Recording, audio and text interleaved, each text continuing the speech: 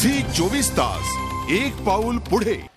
अन्न आणि औषध प्रशासन कायद्याचा बाऊ करत राज्यातल्या औषध विक्रेत्यांमध्ये दहशतीचं वातावरण निर्माण होत आहे। त्यामुळे औषध विक्रेत्यांच्या मागणीवर सरकार दरबारी तोडगा निघत नसल्यानं हा 3 दिवसीय बंद पुकारण्याचा येणार आहे, अशी माहिती the Maharashtra state chemist and drug असोसिएशनचे अध्यक्ष जगन्नाथ शिंदे यांनी दिली आहे। त्यामुळे 16, 17 आणि 18 ऑक्टोबरला राज्यातली सर्व औषध दुकानं बंद ठेवण्यात येणार आहेत।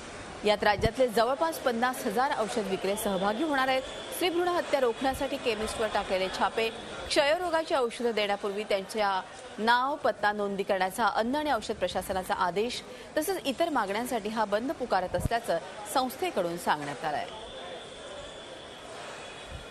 सरकारने पुन्हा या 3 दिवसामध्ये जर आमच्या प्रश्नांची उकल नाही काढली तर हा बंद इनडिफिनिट सुद्धा होऊ शकतो। 3 दिवसाच्या बंदमध्ये जितकी काही इमर्जन्सी सेवा आहे ह्या सगळ्या आम्ही कंझ्युमरसाठी देणार आहे। कुठल्याही प्रकारे सर्वसामान्य माणसाला औषधापासून किंवा इमर्जन्सी हे वंचित तो राहणार नाही।